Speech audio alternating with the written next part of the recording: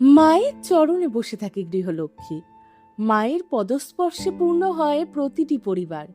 আজকের আমাদের গল্প একজন মায়ের জন্য, যিনি সারা জীবন সবার জন্য কিছু না কিছু করে গেলেন, কিন্তু নিজের জন্য কখনো কিচ্ছু চাইলেন না।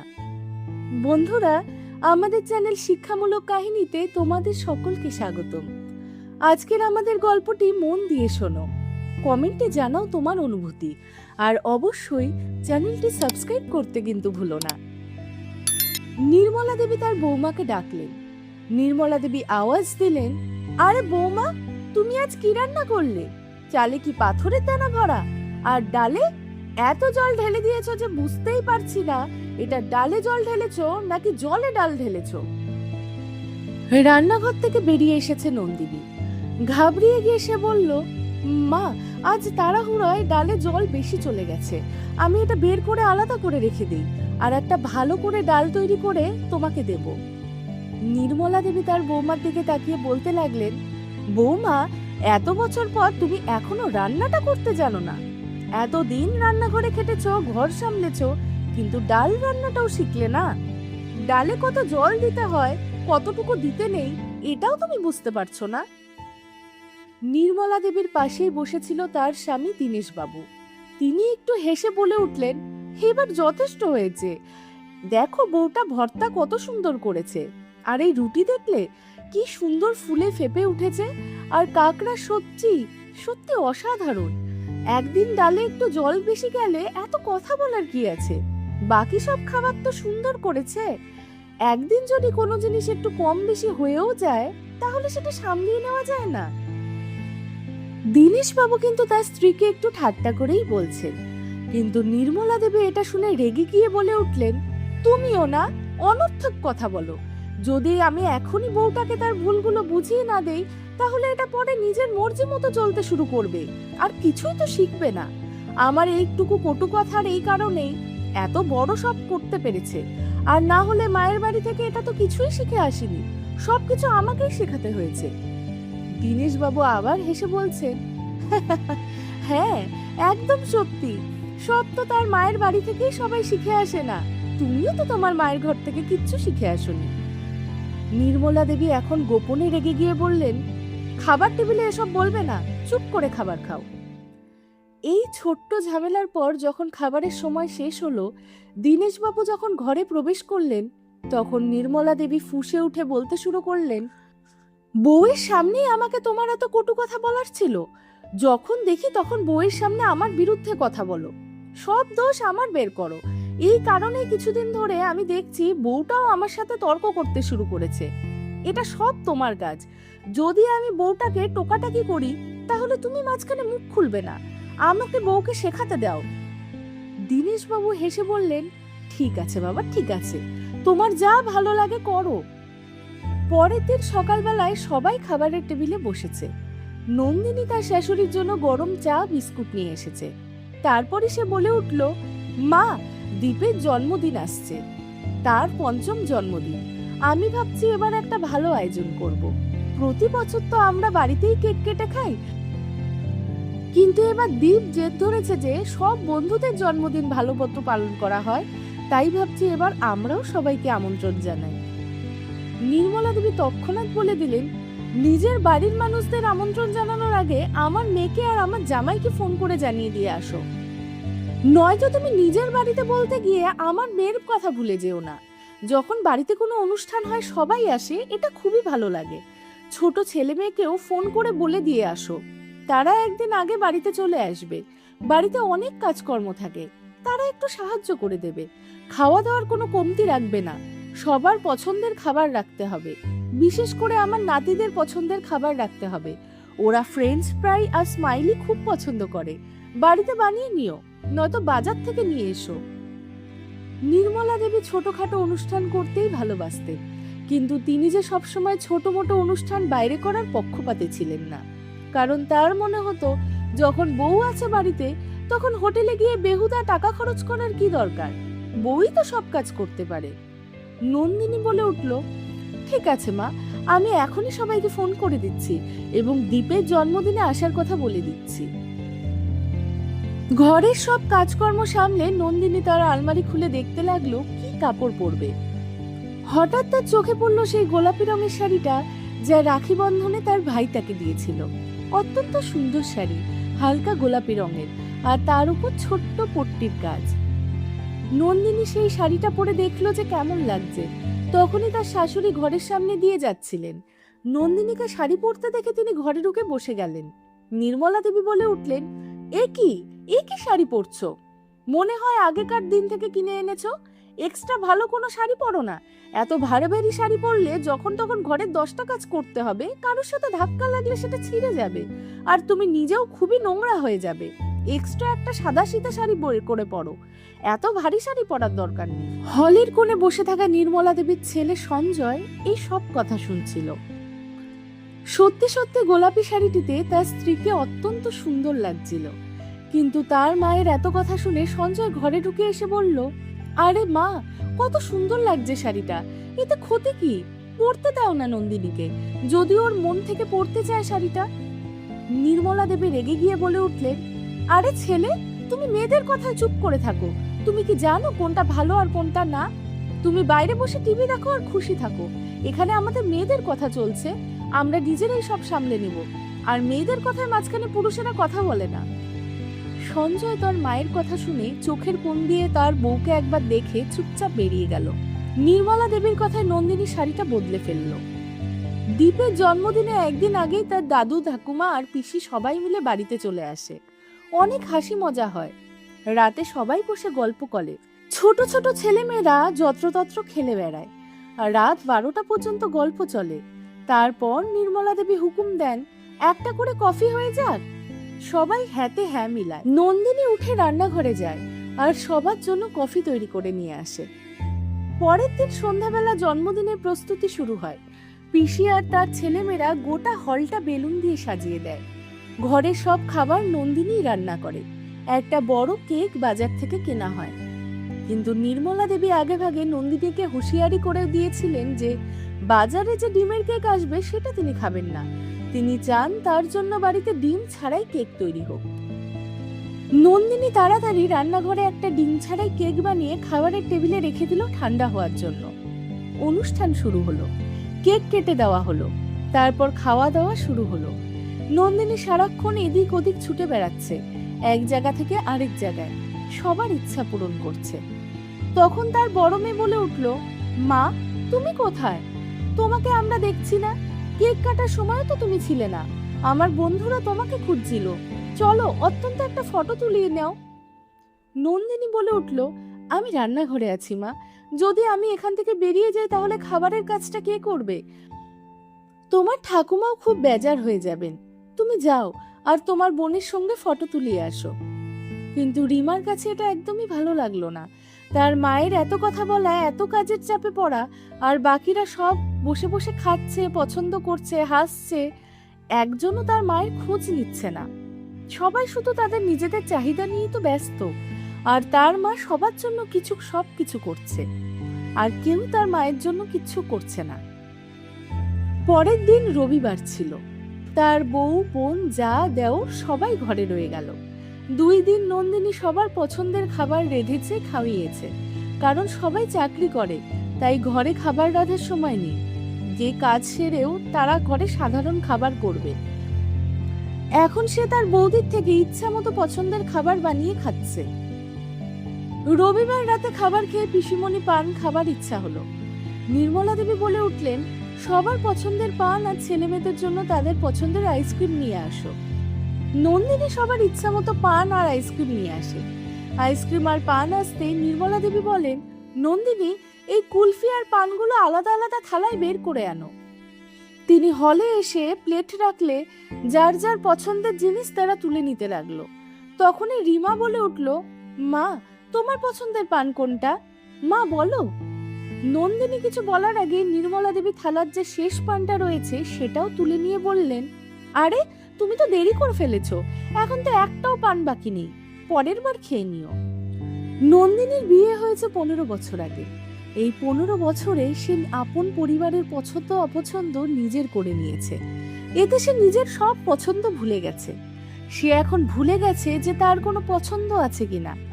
এখন সে পরিবারের জন্যই বাঁচছে, আর এই ব্যাপারটা তার বড় মেয়ের বিন্দুমাত্র ভালো লাগছে না। কিন্তু এখন রিমা ঠিক করে নিয়েছে যে তার মা যেমন এত সুন্দর করে দুর্ভোগ সহন করছে, তার মা আর ভুগবে না। পরের মাসে নন্দিনীর জন্মদিন। ঘরে নির্মলা দেবী সবার জন্য জন্মদিন মনে রাখেন, কিন্তু তার বৌমার জন্মদিন তিনি সবসময় ভুলে যান। কিন্তু এবার রিমা আর তার বাবা দুজনেই ঠিক করে নিয়েছে যে তারা মায়ের জন্মদিন বিশেষভাবে মানাবে। রিমা তার দাদু ঠাকুমাকে আর বাবাকে বলে দিয়েছে যে রাত 12টার সময় মায়ের জন্মদিন পালন করবে, মাকে একটা সারপ্রাইজ দেবে। তোমরা আমাদের সঙ্গে থাকবে। দাদু বলে দিলেন, হ্যাঁ, আমরা অবশ্যই তোমার মায়ের জন্মদিনে থাকব। কিন্তু নির্মলা দেবী মুখ বিকৃত করে বলে দিলেন, এত জন্মদিন মানানোর কি দরকার? ও তো আর কোনো বাচ্চা নয়, এখন ছেলে মেয়েদের জন্মদিন মানানোর সময়। রাতে এত গোলমাল করার দরকার নেই, যা করার পরের দিন করা যাবে। কিন্তু রিমা থাকলো না। সে বলে উঠল, না ঠাকুমা, এবার আমার মায়ের জন্মদিন এমন ভাবে করবো যে যেমন ভাবে মা আমাদেরটা পালন করে। তুমি আমাদের সঙ্গে থেকো, আমরা সেটাই চাই। রিমার কথায় চতুর্দশ বছরের একটা মেয়ের জেদের কাছে নির্মলা দেবী কিন্তু হেরে গেলেন। তিনি মেনে নিলেন রিমার পরিকল্পনা। রাত ঠিক 12টায় নির্মলা দেবীর ছেলে সঞ্জয় ঘুমন্ত নন্দিনীকে জাগিয়ে বলে, নন্দিনী, একটু বাইরে থেকে জলের গ্লাস নিয়ে আসবে, আমার অনেক জল পিপাসা পেয়েছে। নন্দিনী জলের গ্লাস নিয়ে দরজা খুলতেই সবাই চিৎকার করে বলে উঠল, হ্যাপি বার্থডে মা, হ্যাপি বার্থডে। রাতের এই সময় এ কি হচ্ছে? আরে, এটা কি করছিস তোরা? নন্দিনী অবাক হয়ে গেল। রিমা বলে উঠল, মা, আমরা তোমার জন্মদিন পালন করছি, আসো দেখো কত সবকিছু সুন্দর করে সাজানো হয়েছে। রিমা তার মায়ের হাত ধরে হলে নিয়ে গেল। পিছনে সঞ্জয় চলে এসেছে। খাবারের টেবিলে একটা সুন্দর কেক রয়েছে, আর পাশে অনেক বড় একটি চকলেট। আর রিমা হাতে একটি সুন্দর ফুলের তোড়া নিয়ে আসছে। মা, আজ তোমার জন্মদিন, তুমি কেক কাটবে। নন্দিনী দীর্ঘদিনের পর এই আশ্চর্য ঘটনা দেখে অত্যন্ত খুশি হয়ে গেল। সে তার দুই মেয়েকে হাত ধরে কেক কাটলো। খাবারের টেবিলে যে চকলেট রয়েছে সেগুলো দেখে নির্মলা দেবী বলে উঠলেন, এই চকলেটগুলো এখন উঠিয়ে রেখে দাও, যখন সব ছেলে মেয়ে ঘরে জমা হবে তখন সবাই মিলে খাবে। না ঠাকুমা, এই চকলেটগুলো তো আমি মায়ের জন্য নিয়ে এসেছি, কারণ আমার মা চকলেট খুব পছন্দ করে, বলে সে একটি বড় সাইজের চকলেট নিয়ে মায়ের হাতে ধরিয়ে দিল। আজ নন্দিনীর চোখে খুশির অশ্রু বয়ে বেড়াচ্ছে। আজ প্রথম কোনো মানুষ তার পছন্দের প্রতি লক্ষ্য রেখেছে, তার নিজের পছন্দ মেনে চলছে। আগে সে শ্বশুর ঘরে আসার পর থেকে নিজের সব পছন্দই তো ভুলে গিয়েছিল। তখন সঞ্জয় বলে উঠল, আরে একটু হাসো তো, চোখে অশ্রু নিয়ে দাঁড়িয়ে আছো কেন? কিছু ফটো তোলার জন্য বাকি আছে কি? এই সব দেখে নির্মলা দেবী মনে মনে রাগ করছেন। তখন তিনি নন্দিনীর কাছে জানালেন, নন্দিনী, যখন এত সব কিছুই হচ্ছে, তাহলে আমাদের ছোট বউ আর বাকি ছেলে মেয়েদের কেন ডাকলে না? তাহলে তোমার জন্মদিন আরো ভালো হতো, তুমি তাদের পছন্দের খাবার রেঁধে দিতে। তখনই রিমা বলে উঠল, না ঠাকুমা, আগামী দিন আমার মা আমার সঙ্গে ঘুরতে যাবে, তাই মা খাবার রাঁধবে না। তুমি একটা কাজ করো, পিসির সাথে মিলে মা যা যা পছন্দ করে সেগুলো খাবার রাঁধো, তারপর যখন আমরা ঘুরে আসবো তখন সবাই মিলে খাবো। রিমার কথা শুনে নির্মলা দেবীর মুখ শুকিয়ে গেল, কারণ তিনি জানেন তার মেয়ে আর যাই করুক এক গ্লাস জল অব্দি ভরে খাবে না। সেই ওর সাথে কি খাবার বানাবে? আর ছোট বউ বড়ই কাজে ঝামেলা করে। 15 বছর ধরে সে রান্নাঘরে তাকিয়ে পর্যন্ত দেখেনি। এত সব খাবার হবে কি করে?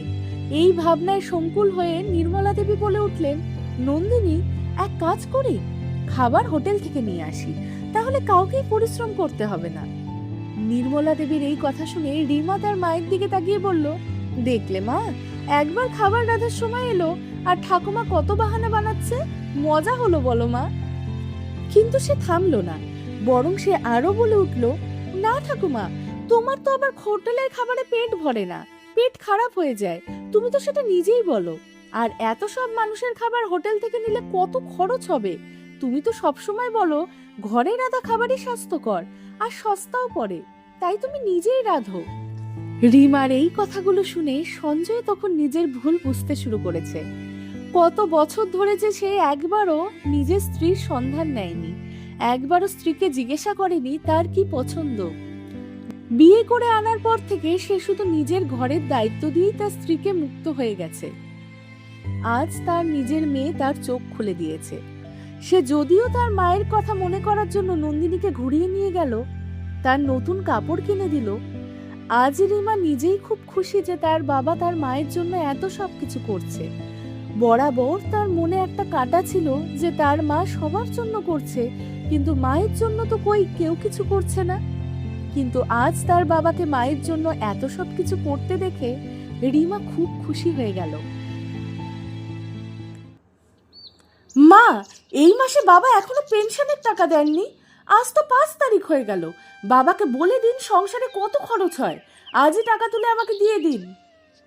সাবিত্রী দেবীর পুত্রবধূ মধু চিৎকার করে কথাগুলো বলল। সাবিত্রী দেবী অনেকটা সাহস সঞ্চয় করে ধীর গলায় বললেন, বৌমা, এইবার তোমার বাবা আমাদের দুজনের ঘোরার জন্য টিকিট কেটে ফেলেছেন। আমরাও একটু বেড়াতে যাচ্ছি, তাই এই মাসে পেনশনের টাকাটা দিতে পারবো না। কিন্তু তার কথা শেষ হতেই মধু রেগে আগুন হয়ে চেঁচিয়ে উঠল, কি বললেন? দুজনে বেড়াতে যাচ্ছেন? এই বয়সে একটুও লজ্জা করে না? চুপচাপ বাড়িতে থাকুন, বুড়ো মানুষদের মতো বাড়ির এক কোণে পড়ে থাকুন, রুটি খেয়ে দিন কাটান আর বাড়ি পাহারা দিন। এর বেশি আর কি চাই আপনাদের? এই বয়সে আবার বেড়াতে যাওয়ার শখ হয়েছে। ঘুরতে গিয়ে যদি অসুস্থ হয়ে ফিরে আসেন তাহলে জেনে রাখবেন আমি কিন্তু আপনাদের সেবা টেবা করবো না। তখন এক কোণায় পড়ে থাকবেন। আপনার ছেলে আসুক আজকে, আজই ওর কাছে সব অভিযোগ করব। আমাদের না জানিয়ে আপনাদের বেড়ানোর পরিকল্পনা হলো কিভাবে? আর আপনাদের সাহসী বা হলো কি করে ঘুরতে যাওয়ার? বৌমার কথাগুলো শুনে সাবিত্রী দেবী বুঝতে পারলেন ছেলে বাড়ি ফিরলে আজ একটি বড়সড় অশান্তি বাঁধবেই। কারণ এতদিন ধরে তো এমনটাই হয়ে আসছে। কিশোরবাবুকে প্রতি মাসে তার পেনশনের সমস্ত টাকা বৌমার হাতে তুলে দিতে হয়। তারপর মধুই ঠিক করে কোন খাতে কত খরচ হবে। এমনকি যে মানুষটার টাকা তাকেও নিজের খরচের জন্য কত টাকা দেওয়া হবে সেটাও মধুই নির্ধারণ করে দেয়। টুকটাক করে অল্প কিছু টাকা শ্বশুরমশাইকে দেয়, ফলে সাবিত্রী দেবীর কিছু কেনার ইচ্ছা হলেও কিশোরবাবু স্ত্রীকে কিছু কিনে দিতে পারেন না। কোনো মাসে যদি কিশোরবাবু নিজের পেনশন থেকে 500 টাকাও আলাদা করে রাখেন, তখনই বৌমা বাড়ি মাথায় তুলে নেয়। একবার দুর্গাপুজো উপলক্ষে কিশোরবাবু স্ত্রীকে 500 টাকার একটি শাড়ি কিনে দিয়েছিলেন। পেনশনের টাকায় 500 টাকা কম দেখে মধু রেগে গিয়ে বলেছিল, এই 500 টাকা কোথায় খরচ করেছেন? কি করেছেন টাকাটা? কিশোরবাবু শান্তভাবে বলেছিলেন, বৌমা, তোমার শাশুড়ির জন্য দুর্গাপুজো উপলক্ষে একটি পছন্দের শাড়ি কিনে দিয়েছি। অনেক দিন ধরেই ও আমার কাছে কিছু কিনতে চায়নি। মুখে বলে ওর অনেক শাড়ি আছে, কিন্তু আমি দেখেছি ওর হাতে গোনা কয়েকটা শাড়ি ছাড়া আর কিচ্ছুটি নেই। সব জায়গায় ওই 2-3টে শাড়ি পরেই ঘুরে বেড়ায়। তাই ভাবলাম একটা নতুন শাড়ি কিনে দেই। মধু তখন বিদ্রূপের সুরে বলেছিল, মায়েরও তো লজ্জা করা উচিত ছিল, নিজেই তো না করে দিতে পারতেন। এখন আবার শাড়ির কি দরকার ছিল? সংসারে কত খরচ হয় জানেন? বিদ্যুতের বিল, বাজার, জলের বিল, কত কিছু দিতে হয়।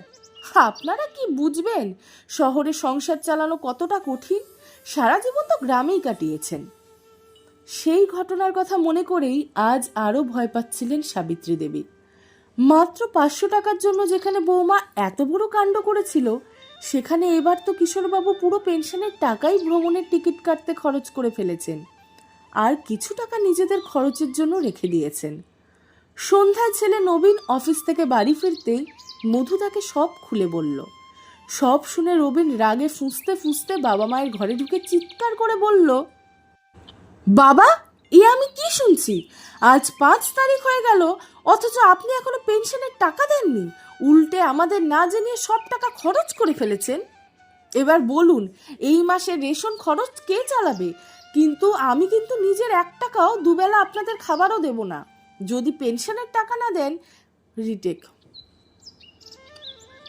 আমি কিন্তু নিজের টাকায় আপনাদের দুবেলা খাবার দেব না যদি পেনশনের টাকা না দেন। এই বয়সে আবার বেড়াতে যাওয়ার কি দরকার ছিল? শান্তিতে বাড়িতে থাকতে পারতেন না? খুব যদি ঘোরার শখ হয়ে থাকে তাহলে কাছের কোনো মন্দিরে ঘুরে আসতেন। কিন্তু এবার কিশোরবাবু চুপ থাকার মানুষ ছিলেন না। তিনি মনে মনে ঠিক করে নিয়েছিলেন আজ ছেলেকে জবাব দেবেনই। সারাটা জীবন ছেলে বৌমার কথা শুনে চুপ থেকেছেন, কিন্তু আজ আর নয়। তিনি দৃঢ় কণ্ঠে বললেন, কেন রে বাবা, আমাদের ঘুরতে যাওয়াটা তোমাদের চোখে পড়ে, কিন্তু নিজেরা যা করো সেটা চোখে পড়ে না। প্রতি রবিবার তুমি আর মধু সিনেমা দেখতে যাও, বাইরে খাওয়া দাওয়া করে আসো, আর আমরা দুজনে বাড়িতে খিচুড়ি রান্না করে খেয়ে নিই। আমরা যদি একটু ভালোভাবে খাই তাহলে নাকি সংসার খরচ বেড়ে যায়, কিন্তু তোমাদের সিনেমা, ঘোরাঘুরি, রেস্টুরেন্টে খাওয়া দাওয়ার খরচ বাড়ে না। নিজেদের জন্য হাজার হাজার টাকা খরচ করবে, আর আমাদের সামান্য খরচও সহ্য হবে না। 2 মাস আগেই তো তোমরা গোয়া ঘুরে এলে, তুমি, মধু আর 2 সন্তান। 4 জনে বিমানের টিকিটের কত খরচ টাকা হয়েছে জানো? রিটেক। 4 জনের বিমানের টিকিটে কত টাকা খরচ হয়েছে জানো? তোমরা বছরে 2 বার বেড়াতে যাও, আমরা কি কোনোদিন প্রশ্ন করেছি কোথায় যাচ্ছ, কেন এত টাকা খরচ করছো? তাহলে আজ আমরা নিজেদের টাকা একটু ঘুরতে যাচ্ছি, তাতে এত আপত্তি কেন?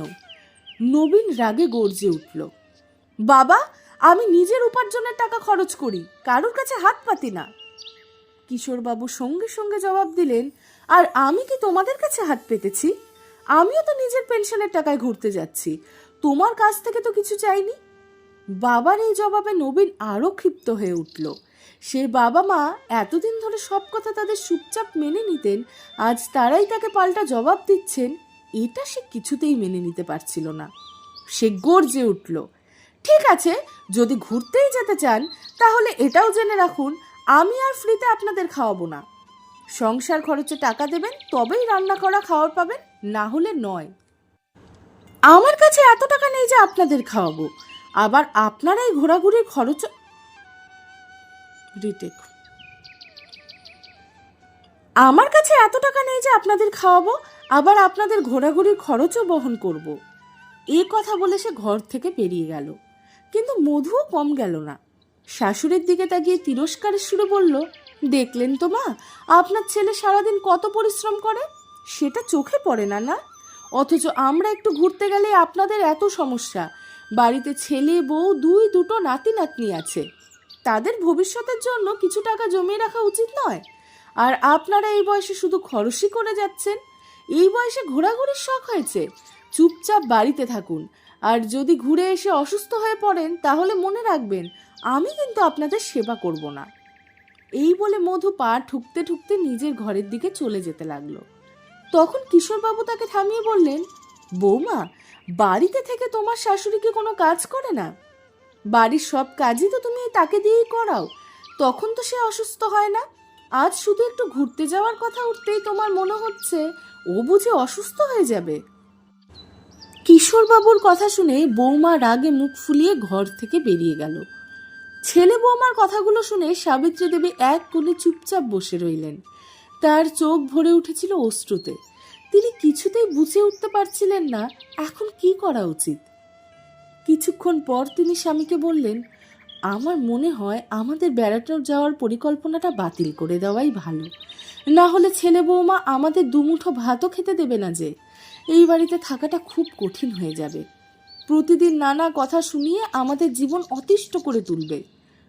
কিশোরবাবু স্ত্রীকে সান্ত্বনা দিয়ে বললেন, তুমি কোনো চিন্তা করো না সাবিত্রী, আমি বেঁচে থাকতে তোমাকে আর কেউ কিচ্ছু বলতে পারবে না। যা বলার ছিল ওরা অনেক বলেছে। তুমি কি জানো, মাত্র 2 মাস আগে ওরা গোয়া ঘুরতে গিয়ে 1 লাখ টাকা খরচ করে এসেছে, আর আমরা সামান্য কিছু টাকা খরচ করলেই ওদের এত সমস্যা। আমাদের জন্য 500 টাকা খরচ হলেও ঝগড়া বাঁধিয়ে দেয়। এটা ছেলে বৌমার মোটেও ভালো আচরণ নয়। আর কতদিন আমরা ওদের ভুল কথা চুপচাপ সহ্য করব? কোনো না কোনো দিন তো প্রতিবাদ করতেই হবে, নইলে ওরা আমাদের এভাবেই চাপা দিয়ে রাখবে। সাবিত্রী দেবীর মনে পড়ে গেল সেই দিনটার কথা, যেদিন তার স্বামী প্রথম কোথাও বেড়াতে যাওয়ার ইচ্ছার কথা বলেছিলেন। তখন তিনিও বলেছিলেন, আমারও তো ঘুরতে যেতে ইচ্ছা করে, কিন্তু কি করব, সংসারের এত দায়িত্ব, এত কাজ, সব ফেলে তো যেতে পারি না। যদি যাইও ছেলে বৌমা রেগে যাবে যে। আর আজ সত্যি রিটেক। আর আজ সত্যিই তাই হয়েছে। বেড়াতে যাওয়ার কথা জানাজানি হতেই বাড়িতে অশান্তির ঝড় বয়ে গেছে। কিশোরবাবু স্ত্রীর দিকে তাকিয়ে বললেন, সাবিত্রী, আমার একটা মনের ইচ্ছা আছে। ছোটবেলায় যখন আকাশে উড়ে যাওয়ার বিমান দেখতাম তখন খুব ইচ্ছা করত একদিন ওতে চড়ব, কিন্তু তখন আমাদের বাবা মায়ের সেই সামর্থ্য ছিল না। অনেক কষ্ট করে তারা আমাকে পড়াশোনা করিয়েছিলেন। তারপর চাকরি পেলাম। চাকরি পাওয়ার পর কিছুদিনই নবীনের জন্ম হলো। রিটেক। চাকরি পাওয়ার কিছুদিন পরই তো নবীনের জন্ম হলো। তারপর থেকে আমাদের সমস্ত পরিশ্রম, সমস্ত উপার্জন শুধু ছেলের জন্যই খরচ করেছি। ও যেন ভালো পড়াশোনা করতে পারে, ভালো পোশাক পরতে পারে, ভালো খাবার খেতে পারে, এসবই তো চেষ্টা করে এসেছি। ওর পড়াশোনার জন্য যত টাকার দরকার হয়েছে আমি আগে ভাগেই ব্যবস্থা করে রেখেছি, শুধু এই ভেবে যে আমার ছেলের ভবিষ্যৎ যেন কোনোদিন টাকার অভাবে থেমে না যায়। একটা মাত্র বেতনে সংসার চালানো, বৃদ্ধা বা রিটেক একটা মাত্র বেতনে সংসার চালানো, বৃদ্ধা বাবা মায়ের দেখাশোনা করা, ছেলেকে মানুষ করা কিভাবে করেছি সেটা শুধু তুমি আর আমি জানি। কিন্তু ছেলে আজ কিছুই মনে রাখিনি। ভাবতাম বার্ধক্যে একটু শান্তিতে থাকবো, ছেলের দায়িত্ব শেষ হবে, নিজের মতো করে জীবন কাটাবো। কিন্তু এখন তো উল্টো হয়েছে। ছেলে আমাদের উপরে নানা বিধিনিষেধ চাপিয়ে দিয়েছে। কোথাও যাওয়া যাবে না, কিছু করা যাবে না। আমরা যখন সংসারের সব দায়িত্ব কাঁধে নিয়ে চলতাম তখনও কিন্তু নিজেদের এতটা বেঁধে রাখিনি। আর আজ সব দায়িত্ব শেষ হওয়ার পরও স্বাধীনভাবে বাঁচতে পারছি না। তুমি এখনো রান্নাঘরে খেটে মরছো, আর বৌমা আমাদের পেনশনের টাকা নিয়ে আমাদেরকেই চোখ রাঙায়। এসব আর সহ্য হচ্ছে না। সাবিত্রী দেবী দীর্ঘ নিঃশ্বাস ফেলে বললেন, তাহলে আর কি করব? হয়তো এটাই আমাদের ভাগ্য। সারা জীবন এভাবেই থাকতে হবে। কিশোরবাবু দৃঢ় কণ্ঠে বললেন, না সাবিত্রী, আমি আর এভাবে থাকতে পারবো না। আমি একটা সিদ্ধান্ত নিয়েছি, আর সেটা করেই ছাড়ব। আশাব্যঞ্জক দৃষ্টিতে স্বামীর দিকে তাকিয়ে সাবিত্রী দেবী বললেন, কি সিদ্ধান্ত নিয়েছ? পরের দিনই কিশোরবাবু নিজের এবং স্ত্রীর জন্য পুরী যাওয়ার বিমানের টিকিট কেটে ফেললেন। তিনি প্রতি মাসে 30,000 টাকা পেনশন পেতেন। তার মধ্যে 20,000 টাকা দিয়ে টিকিট কাটলেন এবং বাকি 10,000 টাকা নিজেদের খরচের জন্য রেখে দিলেন। বাড়িতে ফিরে টিকিট দেখাতেই সাবিত্রী দেবী ভয় পেয়ে গেলেন। আপনি তো পেনশনের টাকা খরচ করে ফেললেন, এবার বৌমা কি বলবে? কিশোরবাবু হাসলেন, তুমি চিন্তা করো না, আমরা ওদের ওপর নির্ভরশীল নই। আমরা নিজেদের পেনশনের উপর চলি। তাই ওরা এখন যাই বলুক, আমার কাছে উত্তর দেওয়ার মতো যথেষ্ট উত্তর আছে। পরদিন সকালে সাবিত্রী দেবী রান্নাঘরে গিয়ে সকালের খাবার তৈরি করলেন।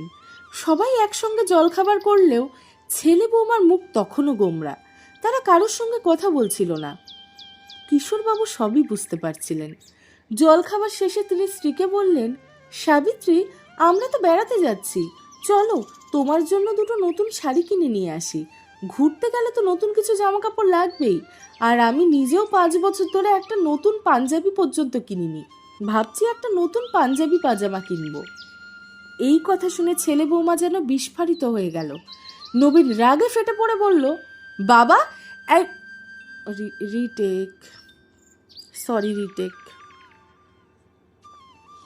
নবীন রাগে ফেটে পড়ে বলল, বাবা, এবার সীমা ছাড়িয়ে গেছেন। আমরা আর আপনাদের এই বাড়িতে রাখতে পারবো না। নিজের থাকার ব্যবস্থা করে অন্য কোথাও চলে যান। এই বয়সে বেড়ানো, নতুন জামা কাপড় কেনা, এসব আমরা আর দেখতে পারবো না। কিশোরবাবু খুব শান্তভাবে বললেন, আমরা কেন অন্য কোথাও থাকবো? এটা আমার বাড়ি। আমার সমস্ত ফান্ডের টাকা দিয়ে এই বাড়ি তৈরি হয়েছে। জমিটাও আমিই কিনেছিলাম আইনগতভাবে। রিটেক। আমরা কেন অন্য কোথাও থাকবো? এটা তো আমার বাড়ি। আমার সমস্ত ফান্ডের টাকা দিয়ে বাড়ি তৈরি হয়েছে। জমিটাও আমি কিনেছিলাম আইনগতভাবে। এই বাড়ি কিন্তু আমারই। আমরা কাল বেড়াতে যাচ্ছি, 10 দিন পরে ফিরবো। সেই সময়ের মধ্যে তোমরা নিজেদের থাকার ব্যবস্থা করে নিও। আমরা ফিরে আসার আগেই বাড়ি খালি করে দেবে। এই কথা শুনে ছেলে বৌমার পায়ের তলা থেকে যেন মাটি সরে গেল। তারা বিশ্বাসই করতে পারছিলেন না যে কিশোরবাবু এমন কথাও বলতে পারেন। তবুও বৌমার হুঁশ হলো না। সে বলল, আপনারা যদি আমাদের বের করে দেন তাহলে এত বড় বাড়িতে কি করবেন? কে আপনাদের রান্না করে খাওয়াবে? কে বার্ধক্যে দেখাশোনা করবে? শেষ পর্যন্ত আমরাই আপনার আপনজন। কিশোরবাবু এবার যথেষ্ট গম্ভীর স্বরে বললেন, যখন আমরা নিজেদের পায়ে চলতে পারি তখন তোমরা আমাদের উপর এত নিয়ম চাপাও, কোথাও যেতে দাও না, কিছু করতে দাও না। আমরা নিজের টাকায় খাই, নিজের টাকায় চলি, তাই আমাদের তোমাদের সামনে মাথা উঁচু করে কথা বলতে পারছি। যদি তোমাদের টাকার উপর নির্ভর করতাম তাহলে হয়তো একবেলা খাবারের জন্য তোমাদের অপমান সহ্য করতে হতো। আর বার্ধক্যের চিন্তা তোমাদের করতে হবে না।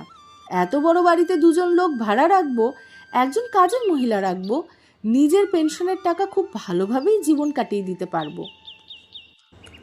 ছেলে বৌমার এই রূপ দেখে তারা হতবাক হয়ে গেল। রিটেক। ছেলে বৌমা বাবার এই রূপ দেখে হতবাক হয়ে গেল। সেদিনই কিশোরবাবু স্ত্রীকে নিয়ে বাজারে গেলেন। সাবিত্রী দেবীর জন্য 2টো সুন্দর শাড়ি কিনলেন, নিজের জন্য নতুন পায়জামা পাঞ্জাবিও কিনলেন। এইবার বৌমা আর কোনো কথা বলল না, কারণ সে বুঝে গিয়েছিল এখন কিছু বললেই শ্বশুরমশাই জবাব দিয়ে দিবেন। পরদিন সকালে কিশোরবাবু ও সাবিত্রী দেবী প্রথমবারের মতো বিমানে চড়ে জগন্নাথ ধাম পুরীর উদ্দেশ্যে রওনা দিলেন। সারা রাত কিশোরবাবুর চোখে ঘুম ছিল না। ছোটবেলার স্বপ্ন অবশেষে সত্যি হতে চলেছে যে। সকালে তারা ব্যাগপত্র গুছিয়ে উঠোনে এসে দাঁড়ালেন। ছেলে বৌমাকে ডেকে কিশোরবাবু বললেন, আমরা 10 দিন পরে ফিরব, তার মধ্যে নিজেদের থাকার ব্যবস্থাটা করে নিও। আমরা ফিরে আসার আগেই বাড়িটা খালি করে দেবে। এই কথা বলে তিনি স্ত্রীর হাত ধরে বিমানের উদ্দেশ্যে রওনা হলেন। বিমানবন্দরের কাছে পৌঁছেই দুজনই শিশুদের মতো আনন্দে ভরে উঠলেন। রিটেক। বিমানবন্দরে পৌঁছে বিশাল বিমানবন্দর দেখেই দুজনে শিশুদের মতো আনন্দে ভরে উঠলেন। সাবিত্রী দেবী অবাক হয়ে বললেন, আরে বিমান এত বড় হয়? আকাশে উঠতে দেখলে মনে হয় কত ছোট। ভাবতাম এর ভেতরে মানুষ কিভাবে বসে, আজ সামনে দেখে বুঝলাম এটা তো সত্যি বিশাল। তার এই প্রথম বিমান যাত্রা এক স্বপ্নের মতো ছিল। জগন্নাথ ধাম পুরীতে পৌঁছে তারা ভগবান জগন্নাথের দর্শন করলেন, সমুদ্র তটে ঘুরলেন, একসঙ্গে অনেক সুন্দর সময় কাটালেন। সমুদ্রের ধারে বসে কিশোরবাবু একদিন বললেন, সাবিত্রী, আমরা বুড়ো হয়ে গেছি বলে কি আমাদের কোনো স্বপ্ন থাকতে নেই? আমাদের ইচ্ছা আকাঙ্ক্ষাগুলোও তো এই বয়সের সঙ্গে সঙ্গে মরে যায়। ভালো খাবার খেতে, ভালো পোশাক পরতে, নতুন জায়গায় যেতে, এইসব ইচ্ছা কি শুধু তরুণদেরই থাকে? আজকের অনেক ছেলেমেয়ে ভাবে বয়স হয়ে গেলে জীবন শেষ, সব আনন্দ শেষ হয়ে যায়। ভাগ্যিস আমার পেনশন আছে, তাই নিজের টাকায় নিজের স্বপ্ন পূরণ করতে পেরেছি। কিন্তু যেই সব বাবা মা নিজেদের সব কিছু সন্তানদের জন্য বিলিয়ে দেন, বার্ধক্যের জন্য কিছুই রেখে দেন না, তাদের কথা ভাবলে খুব কষ্ট হয় গো। নিশ্চয়ই তারা প্রতিটি ছোট ছোট প্রয়োজনের জন্য সন্তানদের কাছে অপমানিত হন। সাবিত্রী দেবী মাথা নেড়ে বললেন, আপনি ঠিকই বলেছেন, আজ পেনশন আছে বলেই আমরা এখানে আসতে পেরেছি, নইলে পুরী তো দূরের কথা, আমাদের ছেলে নিজের টাকায় হয়তো মথুরা বৃন্দাবনেও নিয়ে যেত না। কিশোরবাবু হেসে বললেন, এসব কথা বাদ দাও তো, এখন শুধু আনন্দ করো। আমি চাই তুমি আমি মন খুলে ঘুরে বেড়াই। 10 দিন যখন কেটে গেল তারা বুঝতেই পারল না। 10 দিন পরে বাড়ি ফিরে দেখলেন ছেলে ও বৌমা উঠোনে গোমরা মুখ করে বসে আছে। কিশোরবাবু বাড়িতে ঢুকতেই দুজনে ছুটে এসে তার পায়ে পড়ে গেল। কাঁদতে কাঁদতে নবীন বলল, বাবা, আমাদের ক্ষমা করে দিন, আমরা ভুল করেছি, আর কোনোদিন আপনাদের কিছু বলবো না। আপনাদের যেমন ইচ্ছা থাকুন, যেমন খুশি যান, শুধু আমাদের এই বাড়ি থেকে বের করে দেবেন না। আমি অনেক বাড়ি খুঁজেছি, ছোট একটা বাড়ির ভাড়াও কমপক্ষে 10,000 টাকা। নিজেদের বাড়ি ছেড়ে ভাড়া বাড়িতে থাকলে মানুষ কি বলবে? মধুও কাঁদতে কাঁদতে বলল, মা, আপনি বাবাকে বুঝিয়ে বলুন, আমাদের বাড়ি ছেড়ে যেতে বলবেন না। আমরা আর কখনো আপনাদের কষ্ট দেব না। আপনারা নিজের মতো করে শান্তিতে থাকুন। কারণ মধুও তখন বুঝতে পেরেছিল এই বাড়ি ছেড়ে চলে যেতে হলে অন্তত 10,000 টাকা ভাড়া দিয়ে বাড়ি নিতে হবে। তার উপরে শ্বশুরমশাই পেনশনের যে টাকা প্রতি মাসে তাদের হাতে আসছে, সেটাও তো আর আসবে না। কিশোরবাবু যখন বুঝলেন যে ছেলে বৌমা সত্যিই বোধোদয় হয়েছে এবং তারা আর বার্ধক্যের জীবনে অযথা হস্তক্ষেপ করবে না, তখন তিনি বললেন, ঠিক আছে বাবা, তোমরা এই বাড়িতে থাকতে পারো, তবে আমারও একটা শর্ত আছে। এখন থেকে আমি আমার পুরো পেনশনের টাকা তোমাদের হাতে তুলে দেব না। সংসারের রেশন ও প্রয়োজনীয় খরচের জন্য আমি প্রতি মাসে 10,000 টাকা দেব। শুধু এই টাকাটাই দেব, বাকি 20,000 টাকা আমি নিজের কাছেই রাখবো। আমারও তো বার্ধক্যে নানান খরচ আছে। এখন তোমার মায়ের ওষুধের খরচও নিয়মিত চলছে, কখনো ডায়াবেটিসের ওষুধ, কখনো হাঁটু ব্যথার ওষুধ। আর বারবার নিজের টাকার জন্য তোমাদের কাছে হাত পাততে আমার ভালো লাগে না। নিজের উপার্জিত টাকা তোমাদের কাছে চেয়ে নিতে হবে, এটা আমি মেনে নিতে পারি না। নবীন মাথা নিচু করে বলল, ঠিক আছে বাবা, আপনি যেটা ঠিক মনে করেন সেটাই হবে। তারপরে সে নিজের স্ত্রীর দিকে তাকিয়ে বলল, যাও বাবা আর মায়ের জন্য 1 কাপ চা বানিয়ে নিয়ে এসো, ওনা অনেক ক্লান্ত, আর সময় পেলে তাদের পাটাও একটু টিপে দিও। কিশোরবাবু মনে মনে মুচকি হেসে উঠলেন। রিটেক।